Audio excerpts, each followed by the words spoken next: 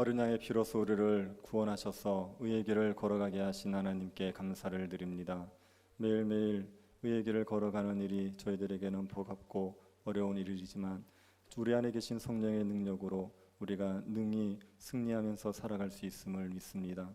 이 시간도 주의 성령께서 우리에게 역사하여 주셔서 말씀이 믿어지게 하시고 하나님의 말씀을 경외함으로 따를 수 있을 마음을 우리에게 허락하여 주옵소서. 주의 말씀 붙들고 한 주간도 승리할 수 있도록 이 시간 우리 가운데 성령의 충만한 역사를 허락하여 주옵소서. 걸어가신 예수님 이름으로 기도드립니다. 아멘. 찬송가 483장 부르시고 강성력 집사님 예배를 위해서 기도하시겠습니다.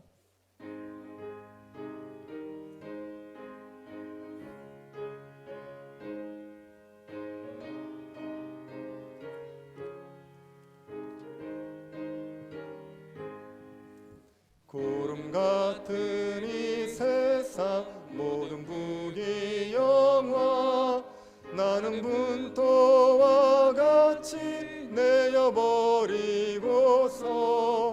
오직 천국의 복을 사모하며 사니 구원받은 내 이름 기억하옵소서. 주가 나의 이름 보좌 앞에 놓인 어린 양 생명책에 기록하옵소서. 주여 보배 피로써 모든 죄 씻으사 나의 부정한 것을 씻어 맑히소서. 있는 보다 너희의 죄를 씻었으니 구원받은 내 이름 기록하옵소서. 주가 나의 이름 보좌 앞에 놓인 어린 양 생명책에 기록하옵소서. 죄가 하나도 없고 아무 병도 없는 영화롭고도 밝은 천국 올라가서 주와 함께 그곳에 길이 살겠으니 이런 소망의 삶은 참된 행복이라. 주가 나의 이름 보좌 앞에 놓인 어린 양 생명책에 기록하옵소서.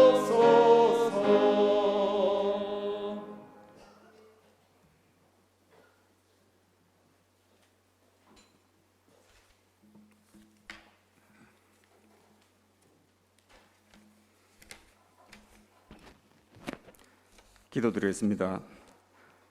찬송과 영광을 받으시기에 합당하신 하나님 아버지, 장마와 무더위로 힘든 가운데 이 땅에서 쉽게 사라지지 않는 코로나19 바이러스와의 대치 속에서 저희들을 지난 한 주간도 은혜 가운데 지켜주시고 주님의 날 맞아 아침부터 지금까지 은혜의 시간 갖게 하시고 저녁 예배로 주님께 영광 돌릴 수 있게 하시니 참으로 감사드립니다. 거룩하고 복된 주의 날, 비록 마스크를 쓰고 불편한 가운데 있지만 이 예배 가운데 임하시는 하나님의 은혜를 사모하며 신령과 진정으로 드리는 예배요니 주님 기뻐 받아주시고 우리 안에 주님 만난 기쁨으로 영혼의 주를 찬송하고 성령 충만한 귀한 예배가 되며 우리의 예배가 하나님께 영광이 되게 하여 주시옵소서. 자비하신 하나님 아버지, 너무나 부족한 저희들이 생명의 주인 되시는 하나님의 크신 은혜를 잊어버리고 욕심에 따라 세상을 쫓아가는 어리석고 부끄러운 삶을 살아왔음을 주님 앞에 고백하오니 용서하여 주시옵소서. 죄로 짓눌린 우리의 삶이 주님의 은혜와 긍휼로 치유함을 받기를 간절히 소원합니다.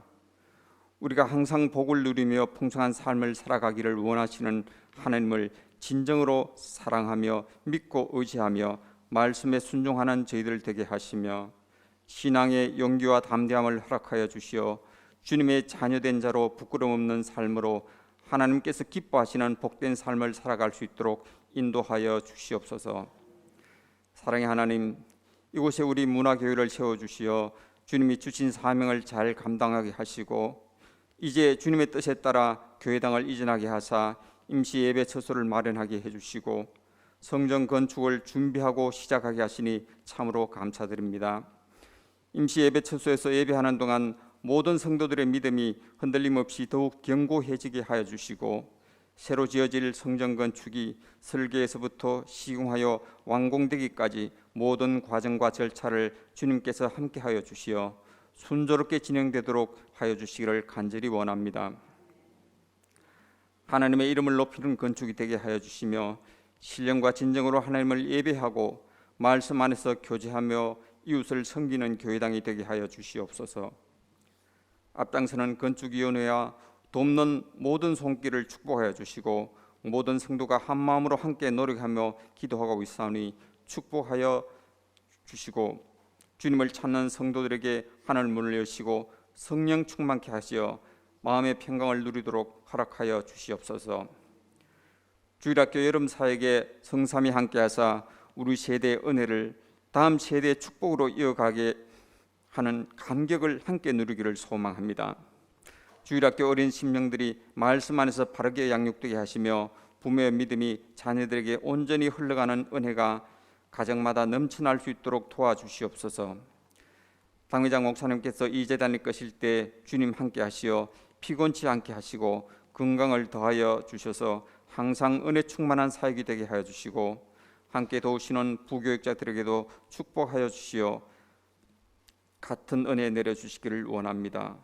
교회의 각 부서에서 이루어지는 모든 사역이 주님께서 기뻐하시는 사역이 될 수 있도록 주님께서 친히 주장하여 주시었고 이를 통하여 우리 교회가 하나님이 기뻐하시는 아름다운 교회로 한 걸음 더 나아가기를 간절히 소망합니다. 아버지 하나님, 이 땅을 긍휼히 여겨주셔서 코로나 바이러스가 사라지고 모든 일상이 속히 안정될 수 있도록 은혜 내려 주시옵소서. 교회에서는 모든 성도가 다 함께 예배드리며 성가대가 자유롭게 모여 주님께 소리 높여 찬양드리는 온전한 예배로 주님께 영광 돌릴 수 있는 때가 속히 오기를 원합니다. 함께 모여 예배드리기 어려운 환경으로 인해 믿음이 연약해지지 않도록 주께서 붙들어 주시어 주님을 더욱 의지하여 믿음 위에 굳게 서는 저희들 되게 하여 주시옵소서. 연로하시거나 병으로 힘든 성도님들을 위로하여 주시고 사랑의 손길로 친히 안수하여 주시옵소서. 이 시간 목사님께서 말씀 들고 단위에 서실 때 신령한 은혜와 성령 충만함을 주시어 생명의 말씀으로 증거할 수 있도록 인도하여 주셔서 그 말씀이 성도들의 마음을 녹이게 하여 주시고 그 말씀으로 인하여 승리하는 삶을 살 수 있도록 축복하여 주시옵소서. 감사드렸고 우리를 죄악 가운데서 구원하여 주신 예수 그리스도 이름으로 간절히 기도드리옵나이다. 아멘.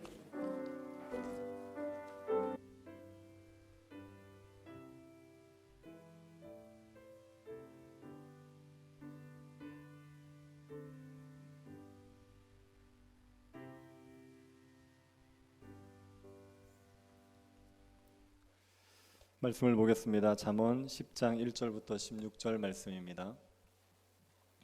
잠언 10장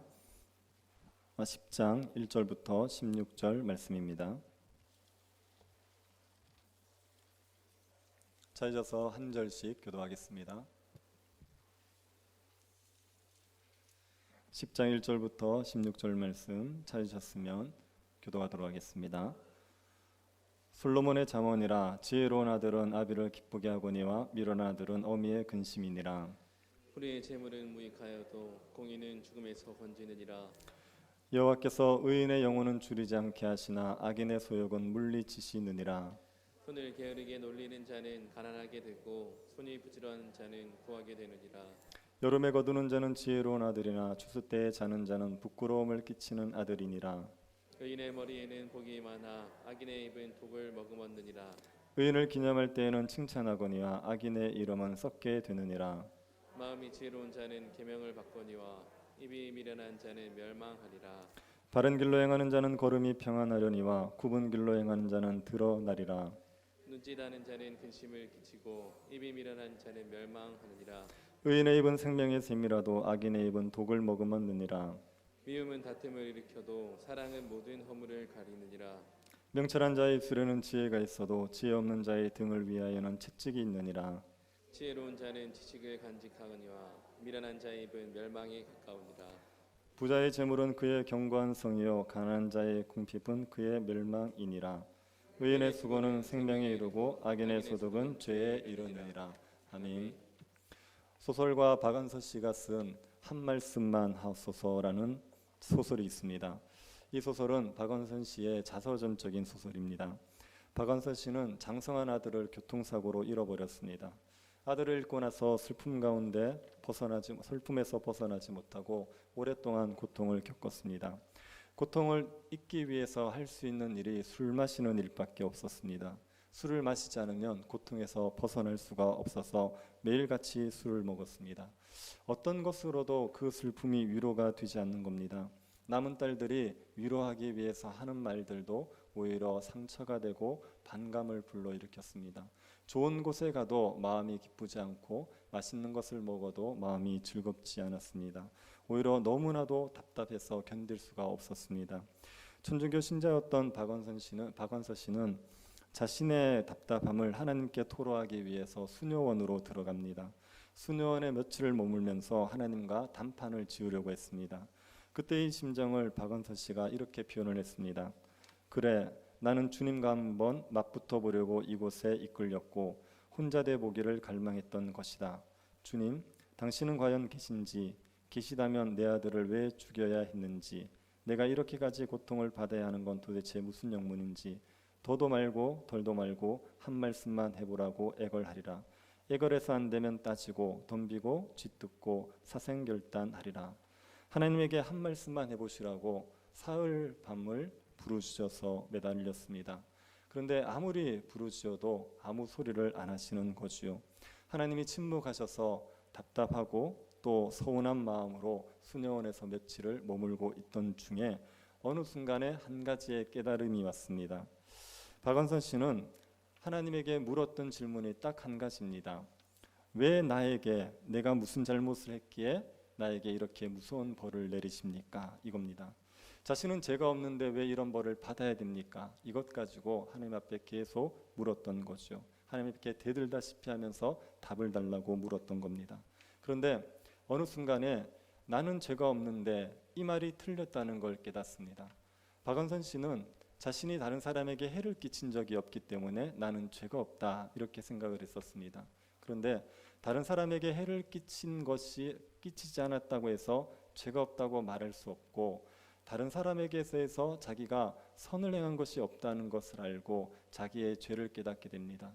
남에게 피해를 주지 않았지만 그러나 남에게 진정으로 사랑을 베풀어 본 적이 없다는 것을 알게 되죠. 그래서 자신이 죄가 없는 사람이 아니라 자기가 죄인이라는 걸 알게 되고, 그리고 그 고통 속에서 벗어나게 되었다고 말합니다. 박완서 씨가 헤어날 수 없는 슬픔에서 벗어나게 된 것은 한 가지의 깨달음 때문이죠. 자신이 죄 없는 사람이 아니라 자신이 죄인이다. 이 사실 때문에 그 고통에서 벗어나게 되었습니다. 우리의 삶을 책 한 권이 변화시키는 경우가 있습니다. 책 한 권을 열심히 잘 읽었더니 그 한 권 때문에 삶이 바뀌어지는 경우가 있지요. 그런데 책 한 권이 아니라 한마디의 말로도 우리의 삶이 변화되는 경우가 있습니다. 깨달아지는 한마디의 말이 우리의 고통스러운 심정을 평안으로 이끌기도 하고, 깨달아지는 한마디의 말이 어떻게 해야 될지 답을 모르던 인생길에 빛처럼 비춰질 때가 있습니다. 그래서 말씀 한 말씀이 우리의 삶을 얼마든지 바꿔낼 수가 있습니다. 오늘부터 우리가 살펴보는 잠언은 짧은 잠언입니다. 9장까지는 어느 정도의 이야기가 있었습니다. 어느 정도의 스토리가 있었습니다. 그런데 10장부터는 한 절 한 절이 짧은 잠언으로 되어 있습니다. 다른 절과의 연결 관계를 찾기 어려운 경우가 많은, 그냥 한 절로서 메시지가 끝나게 되는 그런 잠언들을 주를 이룹니다. 이 중에서 우리가 10장부터 22장 16절까지를 먼저 살펴보는데, 이 부분은 솔로몬의 잠언입니다. 10장 1절을 한번 보십시오. 솔로몬의 잠언이라 이렇게 시작하죠. 솔로몬의 잠언이라는 말로 시작되는 이 부분이 22장 16절까지 계속되게 됩니다. 10장 1절부터 22장 16절이 솔로몬의 잠언입니다. 22장 17절 한번 찾아보시겠습니까? 22장 17절을 한번 보시기 바랍니다. 22장 17절을 보면 너는 귀를 기울여 지혜 있는 자의 말씀을 들으며 이렇게 되어 있습니다. 그래서 22장 17절부터는 지혜 있는 자의 말씀이 되는 겁니다. 24장 23절까지 이 부분이 지혜 있는 자의 말씀입니다. 솔로몬의 잠언은 10장 1절부터 22장 16절까지라고 했죠. 이 부분에는 375개의 잠언이 있습니다. 하나하나씩 낱개로 있는 잠언들을 다 헤아려 보면 375개가 되는 겁니다. 그런데 재미있는 것은 솔로몬이라는 이름, 그 이름의 숫자가 375입니다.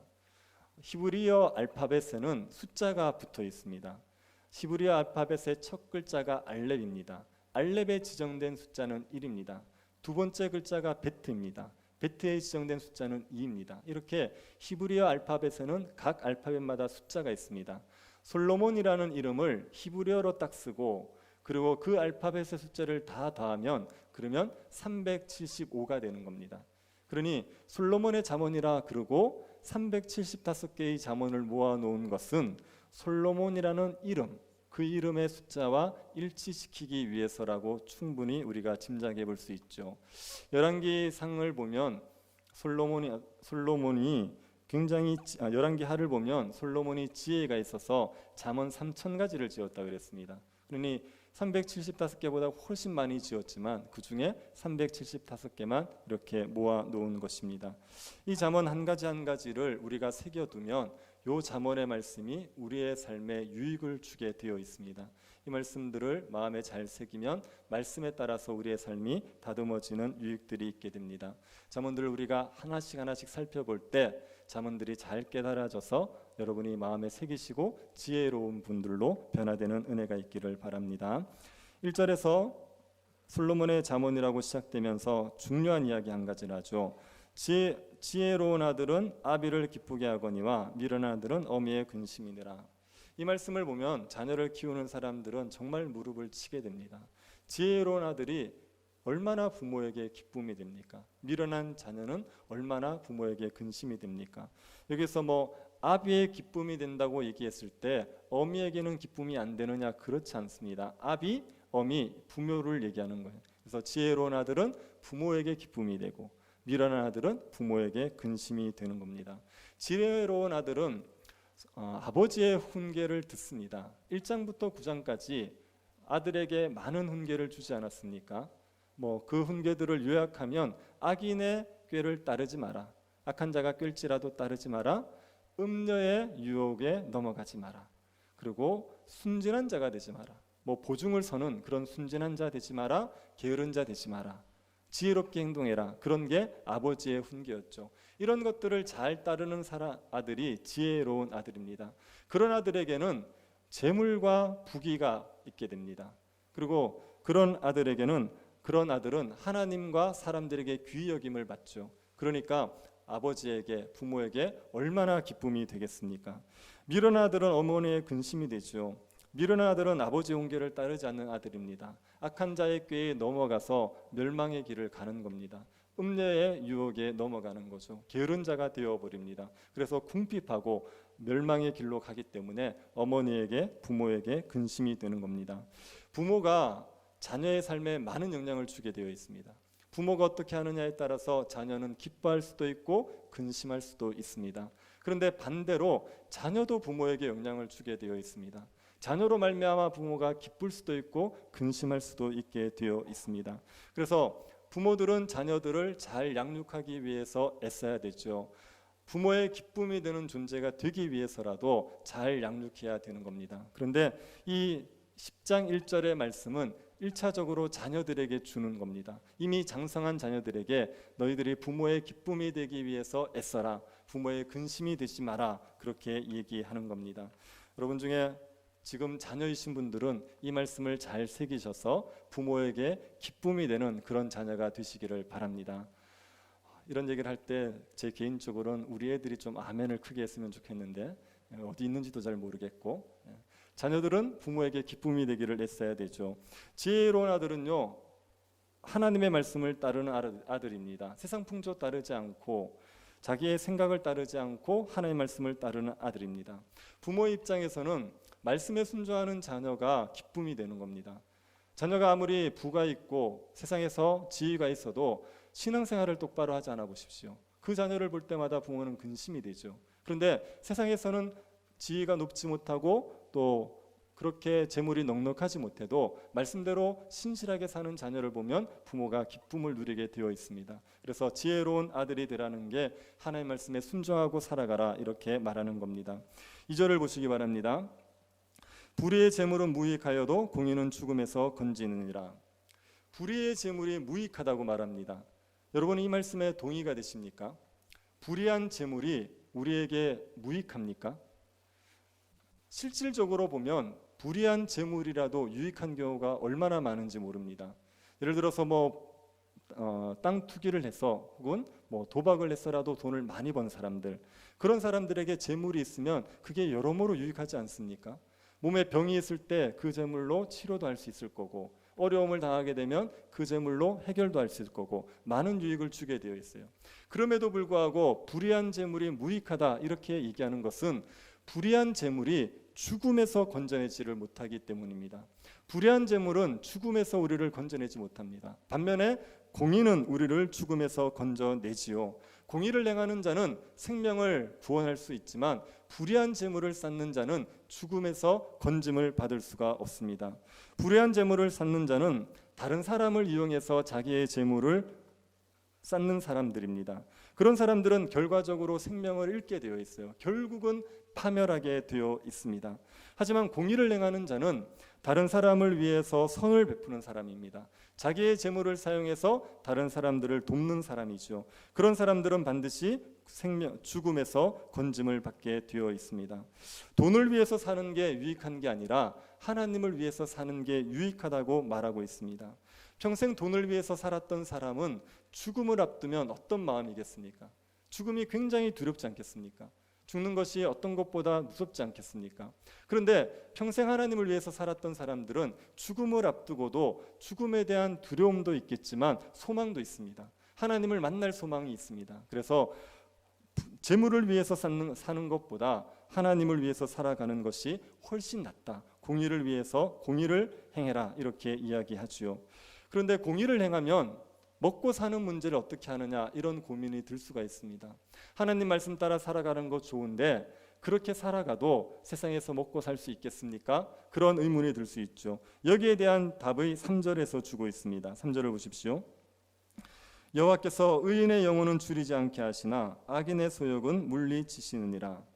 여호와께서 의인의 영혼은 줄이지 않게 하십니다. 믿음으로 사는 자는 하나님께서 결코 줄이게 만들지 않습니다. 믿음으로 살았는데도 굶어 죽었다, 이런 일은 없단 말입니다. 의인은 하나님께서 가난하게 하실 수 있죠. 하지만 의인을 굶어 죽게 만들지는 않습니다. 일용할 양식은 반드시 주시겠다는 게 하나님의 약속입니다. 이 땅에서 먹고 살기가 얼마나 어렵습니까? 먹고 살기 위해서 땀 흘려서 일해야 되는 것이 이 세상입니다. 그런데 잠언에서 말한 이 말씀을 믿으십시오. 의인의 영혼은 굶주리지 않게 한다. 이것을 믿으시기를 바랍니다. 하나님의 영광을 위해서 살아가면 반드시 하나님께서 먹고 사는 문제를 책임져 주십니다. 젊은 사람들이 직장 선택할 때 안정적인 직장을 제일 선호하게 되어 있습니다. 그래야 먹고 살 수 있으니까, 그래야 먹고 사는 게 어렵지 않으니까. 그럴 때 그런 선택을 해야 될 때 안정적인 직장을 선택하려고 하지 마시고 하나님의 뜻을 이루기 위해서 직장을 선택하십시오. 그러면 하나님께서 반드시 줄이지 않게 해 주십니다. 의인은 반드시 하나님께서 먹고 사는 문제를 책임져 주시게 되어 있습니다. 그런데 악인의 소욕은 하나님이 물리치시죠. 악인의 소욕은 악인은 하나님의 질서 안에 살기를 거부하는 자입니다. 그리고 방탕하고 탐욕스러운 욕심을 가지고 있는 것이 악인의 소욕입니다. 하나님을 인정하지 않고 하나님의 뜻대로 살려고 하지 않는 그런 자들이 품고 있는 소욕들, 그것이 악인의 소욕입니다. 악인들은 재물을 지키고 싶어 합니다. 다른 사람들이 어떻게 되든지 상관없이 자기의 재물을 지키고 싶어 하죠. 하나님이 그 소욕을 물리치십니다. 하나님이 그 소원을 듣지 않습니다. 그 재물들을 흩어버리시게 되는 겁니다. 의인들은 하나님께서 줄이지 않도록 자꾸만 채워주시지만 악인의 재물은 하나님께서 흩어버리시게 되어 있습니다. 우리가 악인의 소욕을 하나님께서 물리치신다는 것을 기억하십시오. 우리가 기도할 때 우리의 마음의 소원이 어떠냐는 것이 굉장히 중요합니다. 우리가 선한 소원을 가지고 있으면 하나님이 우리의 기도를 들으시게 되어 있습니다. 그런데 우리의 마음의 소원이 악하지 않습니까? 악한 소욕이 우리를 지배하면 아무리 부르짖어도 하나님이 우리의 기도를 듣지를 않습니다. 그래서 우리가 어떤 소원을 가지고 있느냐, 우리의 마음이 어떠냐는 것이 굉장히 중요합니다. 하나님께서 의인은 줄이지 않게 하시지만 악인의 소욕은 물리치시는 겁니다. 하나님께서 의인을 줄이지 않게 하신다고 해서 의인이 아무 일을 하지 않아도 저절로 먹을 것을 주시느냐, 그렇지는 않죠. 하나님이 의인을 줄이지 않게 하시는 방법은 의인이 부지런하게 살 수 있도록 해주셔서 줄이지 않게 하는 겁니다. 4절을 보시기 바랍니다. 손을 게을르게 놀리는 자는 가난하게 되고 손이 부지런한 자는 부하게 되느니라. 손을 게을르게 놀리면 가난해집니다. 손이 부지런하면 부해집니다. 여기서 손을 게을르게 놀린다는 얘기는요, 아무 일도 안 한다는 얘기를 아닙니다. 이 말은 일을 하긴 하는데 대충 하는 겁니다. 정말 그 일을 열심히 하는 게 아니라 대충 하는, 게을러서 대충 하는 것, 그것을 가리켜서 손이 게으른 자, 이렇게 이야기하는 겁니다. 손이 게으른데도 부하는 법은 없지 않습니까? 음식 장사 하시는 분들이, 음식을 맛있게 하시는 분들이 있습니다. 그런 분들은 보면 모두 다 정말 음식 준비를 위해서 수고를 많이 합니다. 새벽같이 일어나서 수많은 수고를 해야지 맛있는 음식이 만들어지는 겁니다. 우리가 하는 그 일들 중에 대충 해도 잘 되는 일은 없습니다. 정말 열심히 부지런하게 움직여야지 잘할 수 있는 게 일을 잘할 수 있죠. 그래서 손이 게으른 자는 대충 하기 때문에 결국은 가난해질 수밖에 없는 거죠. 손이 부지런한 자가 부해집니다. 맡은 일을 철저하게 하는 사람, 그런 사람들이 부해집니다. 하나님께서는 의인을 부지런하게 만들어 주셔서 줄이지 않게 만들어 주는 겁니다. 신앙생활에 있어서도 부지런함이 굉장히 중요하죠. 손이 게으른데도 영적으로 부유하게 사는 사람 없습니다. 손이 부지런한 사람들이 영적으로 충만하게 사는 겁니다. 예배를 드릴 때도 정말 열심히 열정으로 드리는 사람들, 기도를 해도 열심히 기도하는 사람들, 말씀을 봐도 열심히 보는 사람들이 영적인 부유함을 누리는 거지, 형식적인 신앙생활, 형식적으로 하는 종교생활로 영적인 부유함을 누리지를 못합니다. 손이 부지런해야지, 그래야지 부하게 될 수 있습니다. 사람들이 항상 부지런해야 됩니다. 그런데 특별히 기회가 있을 때 부지런하셔야 됩니다. 일상적으로 부지런하셔야겠지만, 그러나 기회가 주어졌을 때 더 부지런하게 살아야죠. 5절을 한번 보십시오. 여름에 거두는 자는 지혜로운 아들이나 추수 때에 자는 자는 부끄러움을 끼치는 아들이니라. 여름은 추수할 때지요. 추수할 때 거두는 자들이 지혜로운 아들입니다. 추수할 때는 손을 움직이면 거둘 수 있는 게 많이 있을 때입니다. 열심히 손을 놀리기만 하면 얻을 수 있는 게 많죠. 그런 추수 때 부지런해야 됩니다. 그래야지 겨울을 대비할 수 있습니다. 추수 때 부지런하게 모여야지 더 이상 거둘 수 없을 그때에 우리가 줄이지 않게 될 수가 있습니다. 그래서 추수 때에 부지런한 자들이 지혜로운 아들입니다. 미련한 아들은 추수 때에 잠을 잡니다. 추수 때가 되었는데 나태하게 잡니다. 밭에서 지금 곡식이 익어서 떨어지고 있는데도 거둘 생각하지 않고 잠만 자고 있는 거죠. 그러면 추수 때 가난해질 뿐 아니라 겨울에도 먹을 게 없어지죠. 그러니 항상 가난 속에 굶주리면서 살아가게 되는 겁니다. 그래서 이런 자녀들은 부끄러움을 끼치는 아들입니다. 추수 때에 자는 자녀는 그 부모를 욕되게 해요. 어떻게 자식을 저렇게 키워서 추수 때 잠을 자냐, 이렇게 욕을 먹게 만들어 버리는 겁니다. 우리의 삶에 때가 있습니다. 추수할 때라는 게 있습니다. 우리가 부지런하기만 하면 얼마든지 거둘 수 있는 그런 때가 있습니다. 특히 젊을 때가 추수할 때지요. 젊을 때는 부지런하게 노력하면 많은 것을 거둘 수가 있습니다. 젊을 때 공부를 해보십시오. 그러면 지식을 많이 쌓을 수 있습니다. 나이가 들어서 공부를 하면 하고 나서도 돌아서면 자꾸 잊어버리지 않습니까? 그런데 젊을 때는 공부를 하는 만큼 지식을 쌓을 수가 있습니다. 그리고 젊을 때는 조금만 노력을 해도 돈을 벌 수 있는 기회들이 많습니다. 조금만 부지런하면 얼마든지 재물을 모을 수 있습니다.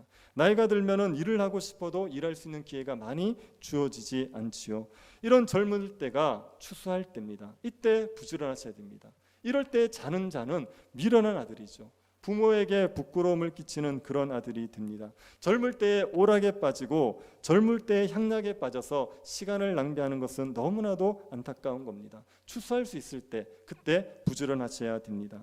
영적으로도 마찬가지입니다. 신앙생활을 열심히 할 수 있는 기회가 주어졌을 때, 그래서 조금만 노력을 해도 신앙의 성장을 보일 수 있을 때, 그럴 때 부지런히 신앙생활을 하셔야 됩니다.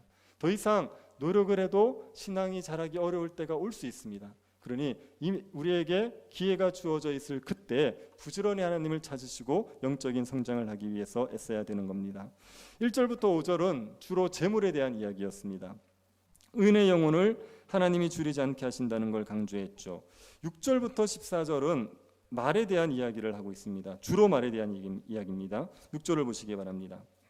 의인의 머리에는 복이 임하나 악인의 입은 독을 머금었느니라. 의인의 머리에 복이 임합니다. 의인은 공동체를 번성하게 하는 사람입니다. 공동체에 유익을 주는 사람입니다. 그러면 사람들이 그 의인을 존중해서 머리에 관을 씌워줘요. 면류관을 씌워줍니다. 그래서 의인에게는 머리에 복이 임하게 되는 겁니다. 하지만 악인들은 이런 복을 누리지를 못합니다. 왜 악인들은 복을 누리지 못합니까? 악인의 입은 독을 머금었습니다.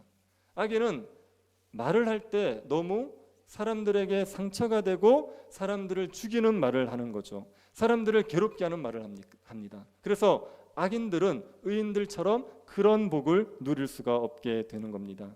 악인은 말로 사람에게 마음의 상처를 주고 사람의 영혼을 죽게 만듭니다. 악인의 입은 독을 가득해서 말로 공동체를 허물어뜨려 버립니다. 그러니 악인들은 의인의 복을 누리지 못하지요.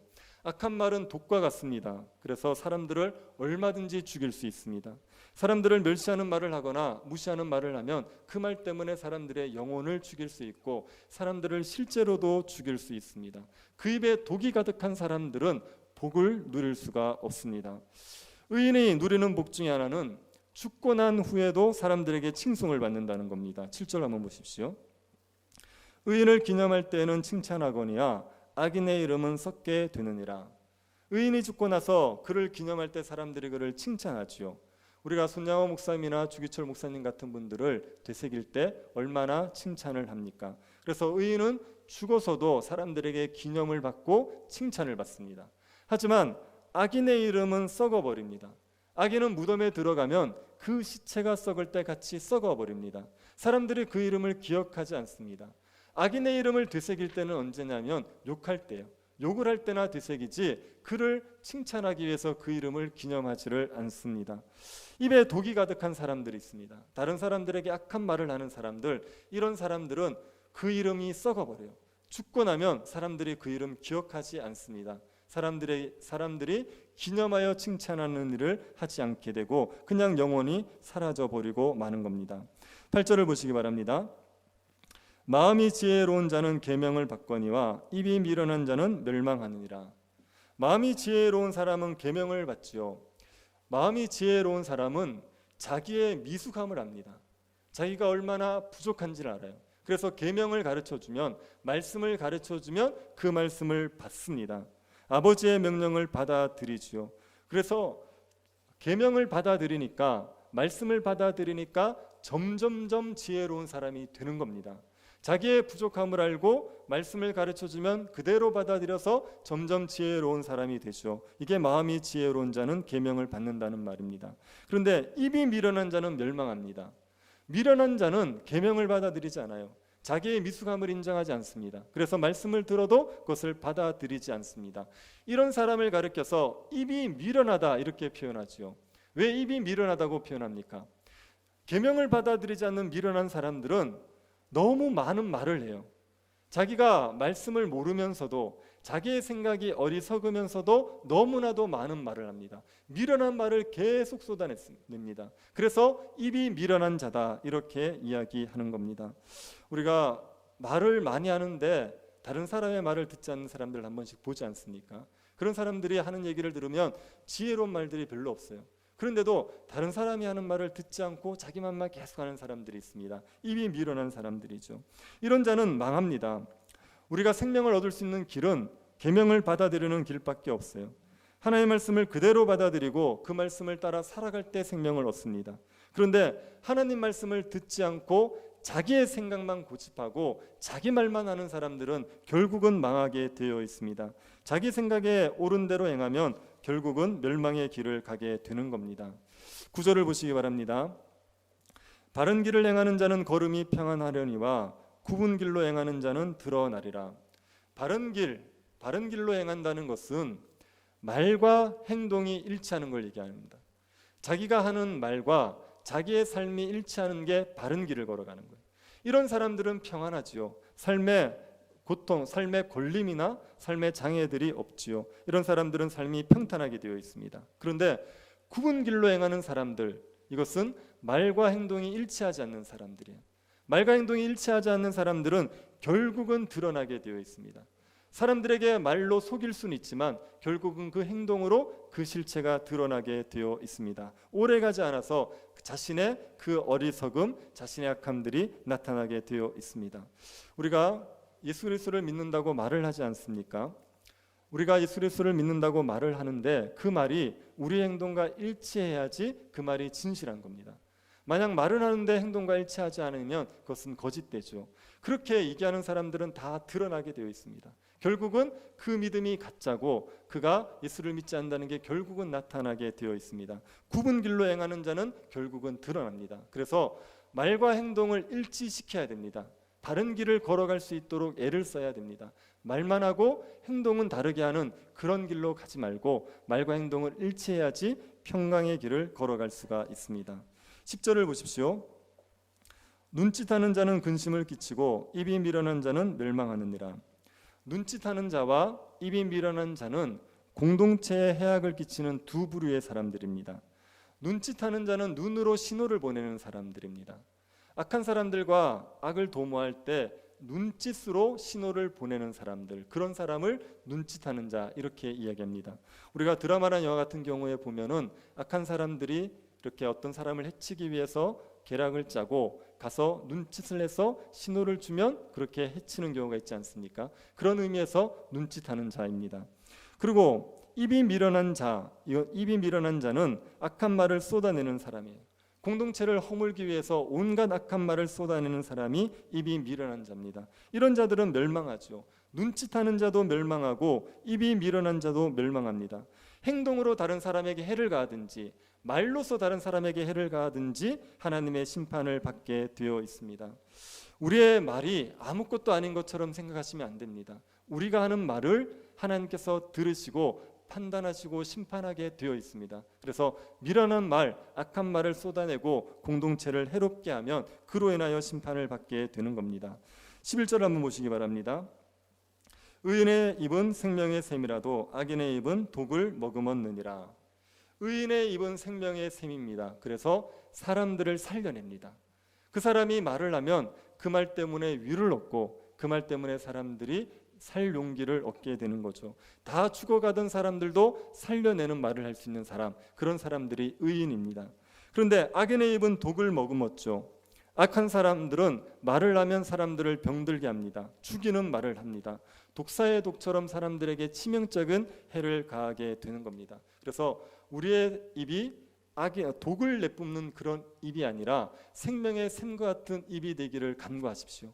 우리가 정말 생명의 샘같이 되어서 사람들을 살리는 말을 할 수 있기를 간구하시기 바랍니다. 그런데 어떤 말을 하느냐는 문제는 마음이 어떠냐의 문제입니다. 마음이 어떠냐에 따라서 생명의 샘이 될 수도 있고 독을 내뿜는 입이 될 수도 있습니다. 12절 한번 보십시오. 미움은 다툼을 일으켜도 사랑은 모든 허물을 가리느니라. 미움이 다툼을 일으킵니다. 마음에 미움이 있으면 그러면 좋은 말을 할 수가 없습니다. 마음에 미움이 있으면 다른 사람에게 악한 말을 내뱉게 되지요. 그래서 끊임없이 다툼을 일으키게 되는 겁니다. 서로 미워하는 부부들 한번 보십시오. 말만 하면 싸웁니다. 말을 안 하면 괜찮은데 말만 섞으면 싸우죠. 그것은 마음에 미움이 있으니까 좋은 말이 나오지 않아서 끊임없이 다투게 되는 겁니다. 그런데 마음에 사랑이 있어 보십시오. 사랑은 모든 허물을 가리게 되어 있습니다. 마음에 사랑이 있으면 허물이 있다고 해서 정죄하는 말을 하지 않습니다.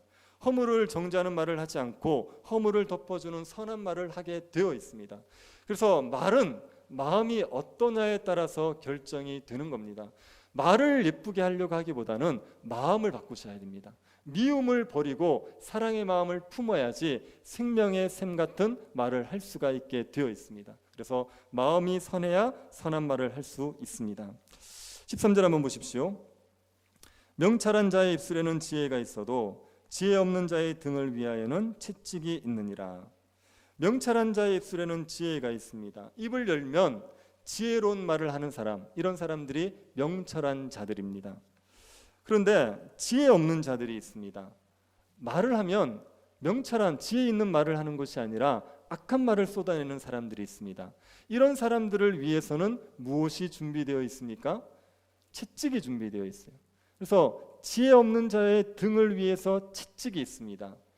지혜로운 말을 해야 되는데, 명철한 말들을 해야 되는데 악한 말을 내뱉고 다른 사람들에게 해치는 말을 하는 사람들, 그런 사람들을 위해서 하나님께서 채찍을 하는 겁니다. 지혜 없는 자들을 위해서 하나님께서 지혜를 들으라, 말씀을 들으라고 여러 번 초청을 하거든요. 그런데도 그것을 안 듣습니다. 그렇게 안 듣는 사람들을 위해서 하나님이 채찍을 준비하는 거예요. 채찍으로 쳐서 그 지혜 없는 자가 돌이키게 만드는 겁니다. 그 미련한 길에서, 악을 행하는 길에서 돌아서게 하는 거죠. 그렇게 채찍으로 맞고 이 사람이 돌이키지 않습니까? 그러면 제일 먼저 바뀌는 게 말이에요. 온갖 사람들에게 비난하는 말을 하고 상처 주는 말을 했던 사람들이 채찍으로 맞고 돌이키고 나면 그 다음부터 선한 말들을 하게 됩니다. 말이 바뀌게 돼요. 마음이 변화되니까 말이 바뀌게 되는 겁니다. 14절도 한번 보시기 바랍니다. 지혜로운 자는 지식을 간직하거니와 미련한 자의 입은 멸망에 가까우니라. 지혜로운 자는 지식을 간직하지요. 명철한 자의 입술에 지혜가 있다고 했습니다. 명철한 자가 지혜로운 말을 할 수 있는 것은 그 마음에 지식이 있기 때문이에요. 마음에 말씀이 가득하니까 지혜로운 말을 하게 되는 겁니다. 반면에 미련한 자는 입만 열면 심판받을 말을 합니다. 그냥 말을 하면 그것이 하나님 앞에 정죄받을 말입니다. 왜요? 지식을 간직하고 있지 않으니까. 하나님의 말씀을 모르니까 자꾸만 심판받을 말만 하게 되는 겁니다. 우리의 마음에 말씀이 가득 차야 됩니다. 그래야지 우리가 입을 열면 그것이 지혜 있는 말이 되는 겁니다. 우리의 마음에 말씀이 가득 차야지 우리가 입을 열면 생명의 샘처럼 사람들을 살리는 말을 할 수 있게 되는 겁니다. 말씀이 채워지지 않으면, 그런데 말을 하게 되면 그러면 세상의 것들을 얘기할 수밖에 없어요. 세상에서 들은 이야기, 나에게 나오는 그 악한 이야기들을 할 수밖에 없습니다. 그래서 지혜로운 말을 하는 사람들에게는 반드시 말씀이 풍성한 거죠. 말씀이 채워져야 지혜로운 말을 할 수가 있습니다. 15절을 보십시오. 부자의 재물은 그의 견고한 성이요 가난한 자의 궁핍은 그의 멸망이니라. 이 말씀은 부가 주는 유익을 얘기하고 있습니다. 부자의 재물은 그의 견고한 성입니다. 재물이 있으면 어려울 때 보호를 받을 수 있습니다. 재물이 있으면 배고플 때 먹을 것을 사 먹을 수 있죠. 병들었을 때 약을 사 먹을 수 있습니다. 사고를 당했을 때 수습을 할 수가 있습니다. 그런 점에서 부자의 재물은 그의 견고한 성입니다. 가난한 자의 궁핍은 멸망이죠. 가난하면 배고플 때 먹을 것을 사 먹을 수 없습니다. 병들었을 때 약을 먹을 수 없습니다. 피해를 당했을 때 변호인을 살 수도 없어요. 그래서 가난한 자의 궁핍함이 그의 멸망이라고 얘기하는 겁니다. 이 말은 재물을 의지하라는 말이 아닙니다. 재물이 너를 지켜줄 거니까 재물을 의지해라, 그런 의미가 아닙니다. 재물이 주는 유익이 있다는 것을 알고 가난해지지 않도록 부지런하게 일하라는 권면을 주기 위한 것입니다. 그런데 부자의 재물이 반드시 그의 경관성이 되는 것은 아닙니다. 어떻게 재물을 모았느냐에 따라서 그에게 견고한 성이 될 수도 있지만 그에게 멸망을 가져올 수도 있는 겁니다. 16절을 한번 보십시오. 의인의 수고는 생명에 이르고 악인의 소득은 죄에 이르니라. 의인의 수고가 생명에 이르게 되어 있습니다. 의인의 수고에서 재물을 모으면 그게 견고한 성이 될 수 있습니다. 악인의 소득은 죄에 이르죠. 악인이 악한 방법으로 재물을 쌓으면 그거는 죄를 쌓는 게 됩니다. 그 재물로 인하여서 멸망을 당하고 마는 겁니다. 아간은 여리고성에 그 물건을 훔친 것 때문에 그 집이 망했습니다. 악인이 악한 방법으로 재물을 쌓으면 그것은 죄가 되어서 그 사람을 멸망시키게 되는 겁니다. 의인의 수고가 생명에 이릅니다. 의롭게 사는 사람이 정직하게 모은 재물이 그에게 견고한 성이 되는 거죠. 재물이 많은 유익을 줄 수가 있습니다. 그렇다고 해서 재물을 의지하라는 얘기는 아니라는 거 아시죠? 잠언은 한 구절만 보면 안 되고 여러 구절을 같이 봐야 됩니다. 결국은 하나님을 의지하라는 겁니다. 의인의 삶을 살아라, 이 얘기를 하는 겁니다. 우리가 이 잠언의 말씀들을 기억합시다. 하나님께서 의인을 줄이지 않게 한다는 것을 기억하십시오. 하나님이 우리 의인에게 반드시 먹을 것을 책임져 주신다는 것을 기억하시기 바랍니다. 그리고 손이 부지런한 자 되기를 힘쓰십시오. 우리의 입에 독이 가득한 것이 아니라 우리의 입이 생명의 샘이 되기를 구하시기를 바랍니다. 마음에 미움이 가득한 것이 아니라 사랑이 가득한 그런 사람이 되어서 다른 사람을 살리는 말을 할 수 있기 바랍니다. 마음에 말씀이 가득 차서 입을 열 때마다 사람들에게 덕이 되는 그런 말씀을 할 수 있는 성도들이 될 수 있기를 바랍니다. 무엇보다 우리가 아버지를 기쁘게 하는 자녀들 됩시다. 육신의 아버지를 기쁘게 하는 자녀일 뿐 아니라 하나님 아버지를 기쁘게 하는 자녀들 됩시다. 지혜롭게 행하여서 하나님의 말씀에 따라 행하여서 하나님께 기쁨이 되는 그런 자녀들 될 수 있기를 간절히 바랍니다. 같이 한번 기도합시다. 잠언의 말씀들 우리가 기억하면서 한번 기도합시다. 하나님께서 의인을 줄이지 않는다고 하셨사오니 우리가 재물을 쌓기 위해서 살지 말게 하시고 의를 행하기 위해서 살아갈 수 있도록 은혜 베풀어 달라고 기도합시다. 우리의 입술이 독을 내뿜는 그런 입이 되지 말게 하여 주시고 우리가 생명의 샘 같은 입을 가질 수 있도록 사람들을 살릴 수 있는 그런 입을 가질 수 있게 해달라고 기도합시다. 우리의 마음에 미움이 있어서 끊임없이 사람들과 다투는 그런 사람들 되지 않게 하시고 우리가 사랑이 가득하여서 허물을 덮어줄 수 있는 그런 사람들 될 수 있도록 은혜 베풀어 달라고 기도합시다. 새 임시 예배 첫소로의 이전의 문제 주님께서 이끌어 주시기를, 새 교회당 건축 주님께서 선한 설계자를 만나게 해주시기를 기도해 주시고, 주일학교 여름 사역들이 다음 주까지 계속됩니다. 하나님께서 은혜 베풀어 주셔서 아이들에게 하나님의 말씀이 새겨지는 시간들 되게 해달라고 같이 한번 기도하도록 하겠습니다. 하나님 아버지, 저희들에게 주님께서 하시는 이 약속된 말씀들을 우리가 마음에 새길 수 있게 하여 주시옵소서. 하나님, 의인을 줄이지 않게 하신다 약속하셨습니다. 의인의 영혼을 줄이지 않게 하신다 약속하셨사오니 저희들이 하나님 의를 행하기를 힘쓸 수 있도록 허락하여 주시옵소서. 우리의 삶에 먹고 사는 문제에 매어서 살려 하지 말게 하시고 하나님 앞에 부지런히 의를 행하여서 주님이 공급하시는 것으로 살아갈 수 있도록 우리에게 은혜를 내리고 주시옵소서. 하나님 아버지, 손이 부지런한 자 되기를 원합니다. 손이 게을러서 가난한 자 되지 말게 하여 주시고 손이 부지런하여서 부한 자 될 수 있게 하여 주시옵소서. 추수의 때에 잠자지 말게 하여 주시고 추수의 때에 거두는 지혜로운 아들이 될 수 있도록 주님 우리에게 역사하여 주시옵소서. 하나님, 우리에게 은혜를 베풀어 주시기를 원합니다. 하나님께서 우리의 마음에 미움이 아닌 사랑을 주셔서 다툼을 일으키는 자가 되지 않고 허물을 덮어주는 자가 될 수 있도록 주님 우리에게 은혜를 내리고 주시옵소서. 우리의 말씀에, 우리의 마음에 말씀이 가득 차게 하여 주십시오. 말씀이 채워져서 사람들을 살리는 말을, 덕이 되는 말을 할 수 있는 지혜로운 자들 될 수 있도록 은혜를 내리고 주시옵소서. 하나님 아버지, 임시 예배 첫소를 허락하여 주시고 이사를 할 수 있도록 저희들을 인도하여 주시니 감사를 드립니다. 하나님, 이 가정들을 주님께서 이끌어 주셔서 은혜 가운데서 하나님 우리의 모든 사역들이 지속되고 또 어려운 일들 없고 사고 없이 일이 진행될 수 있도록 허락하여 주시옵소서. 아버지 하나님께서 하나님께서 수고하는 모든 분들에게 은혜를 주십시오. 하나님께서 마음에 자원하는 마음들을 더하여 주시고 능력을 주시고 기쁨을 주셔서 기쁨으로 감당하게 하여 주시기를 원하옵나이다. 새 교회당 건축을 위하여 주님 좋은 설계자를 허락하여 주시고 위 수고하는 건축위원회 가운데 주께서 은혜를 베풀어 주시기를 원하옵나이다. 하나님께서 은혜를 내리워 주시옵소서. 아버지 하나님의 은혜 가운데 주일학교 사역들이 하나님 선한 열매가 있게 하여 주시기를 원하옵나이다. 주님이 주는 지혜와 능력으로 감당하게 하여 주시고 하나님의 말씀이 아이들의 심령에 새겨질 수 있는 복된 시간이 될 수 있도록 주님께서 역사하여 주시옵소서. 아버지 하나님의 은혜가 있기를 원합니다. 아버지 하나님의 긍휼이 있기를 원하오니 저희들 가운데 주의 성령의 역사가 가득할 수 있는 여름 사역이 되게 하여 주시옵소서.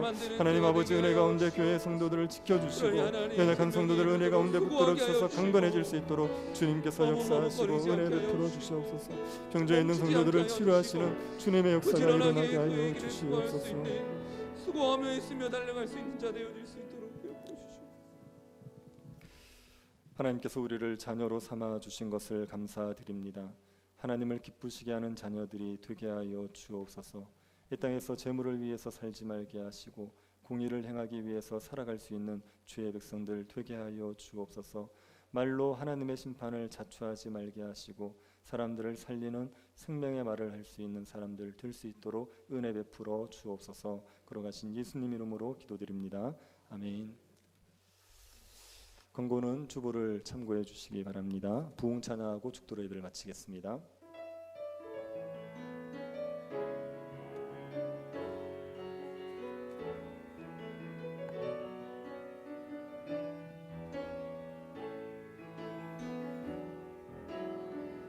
이 땅의 황무함을 보소서. 하늘의 하나님 긍휼을 베푸시는 주여 우리의 죄악 용서하소서. 이 땅 고쳐 주소서. 이제 우리 모두 하나 되어 이 땅에 무너진 기초를 다시 쌓을 때 우리의 우상들을 태우신 성령의 불 임하소서. 부흥의 불길 타오르게 하소서.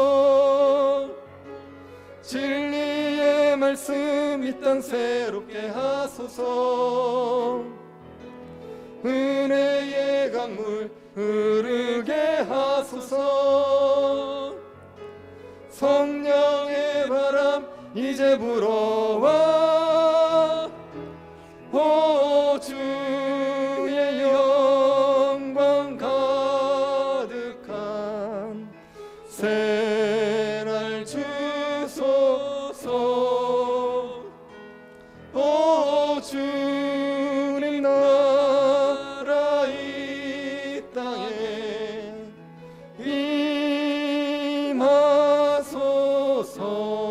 임하소서. 지금은 우리 주 예수 그리스도의 은혜와 하나님의 사랑과 성령의 교통 유로하심이 사랑하는 주의 백성들의 머리 위에 지금으로부터 영원토록 함께 있을지어다. 아멘.